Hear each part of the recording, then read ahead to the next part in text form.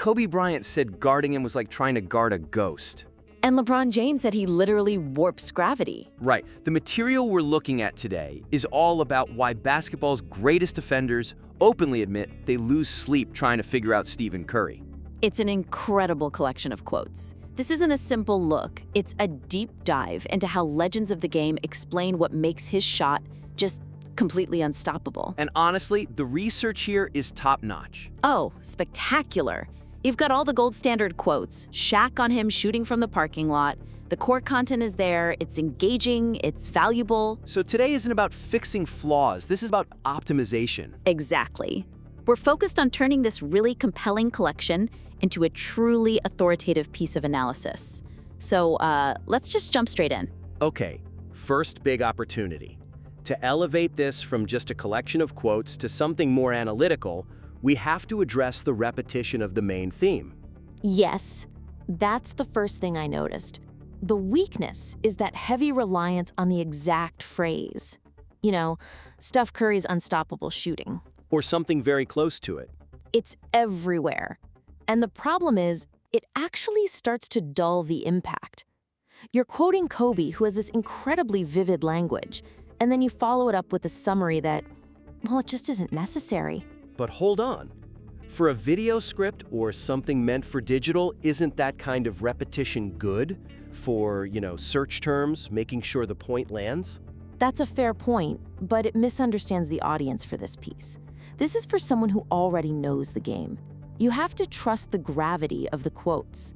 Kobe saying guarding a ghost is the thesis. Exactly. You don't need to state the thesis right after the evidence has just proven it. So the suggestion is really simple. Trust that collective authority. Let the legends make the point. And then swap out that repeated phrase for something more descriptive. Right. Use structural variations, more sophisticated language. So specifically, instead of saying Curry's unstoppable shooting after the Kobe quote, you could use something like his unprecedented range. Or the unique shooting threat. Even better, get into the basketball terminology your audience loves. His deep range game. The logo threat. Curry's signature movement and quick release. Anything that adds another layer of detail instead of just repeating the headline. And breaking up that cadence lets the reader focus on what the legend is actually saying, the specific insight. Yeah, it's a quick fix, but the improvement to the reading experience is it's dramatic. Okay, so moving from the micro-level word choice, let's talk about the overall tone, the vibe, the framing. The framing mechanisms, especially those really aggressive rhetorical questions, I think they're actually pulling down the authority of the piece. This is such a critical point. It's about tonal alignment. The weakness is that the text keeps asking these highly enthusiastic but non-analytical questions. Like, do you realize how crazy that is? Or, has there ever been a player who... It feels a bit like hype. And you combine that with the calls to action that are they're way too early. The smash that like button and share this with your group chat right in the middle of the analysis. Right. And it creates this clash. The quotes themselves promise deep, unfiltered analysis from legends, but the framing feels more like a hype video. You risk alienating the very audience you're trying to attract, the one that wants that nuanced breakdown. So the suggestion here is to just let the quotes do the work.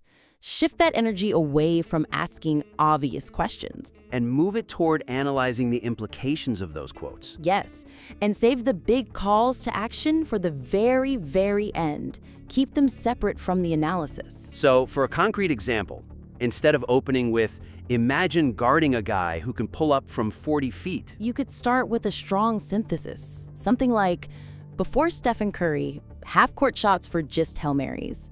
But the insight from legends like Kobe and Shaq reveals how Curry weaponized the deep three to fundamentally shatter defensive geometry.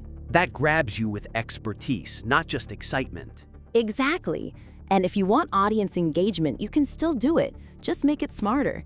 After you talk about LeBron saying Curry warps gravity, you could ask the audience a direct, analytical question. Like, given that new gravitational pull, Which specific defensive scheme do you think was rendered most obsolete by his presence? Now that's good engagement. It respects their knowledge, it invites them into a real discussion. And then make sure the closing summarizes the key takeaways, like CP3 saying perfect defense still fails, before you ask them to like and subscribe. Okay, so speaking of the big picture, the structure needs a real backbone. I think this third critique is probably the most important fix of all. I completely agree. The document does a fantastic job of capturing who said what about Curry's impact.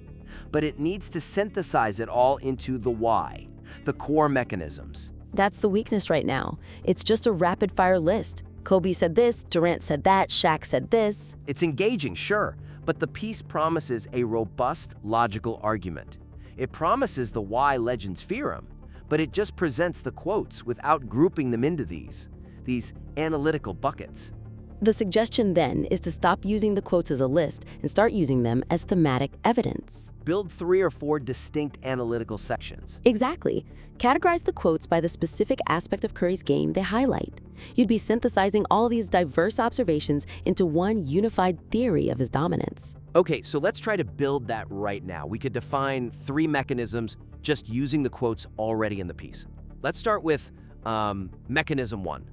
The geometry of range and floor spacing. Perfect. That's the physical impact. You group Shaq's quote, shoots from the parking lot, with Kobe's point about having to guard him the second he crosses half court. So that section proves how his range completely eliminates traditional rim protection. And it forces the court to expand to a size it was never meant to be. It explains why a 7-foot center like Shaq is so obsessed with the guard's perimeter game. All right, mechanism 2. This one feels more psychological. The unfairness of the release speed and confidence. Yes, this is all about the sheer impossibility of actually getting a clean contest on his shot. This is where you bring in Kevin Durant. His release is so fast, it's unfair. And you pair that with Chris Paul's just painful admission that you can play perfect defense on him, and it still goes in. And that all ties back to what Draymond said about his mindset, that for Steph, a shot from the logo is basically a layup.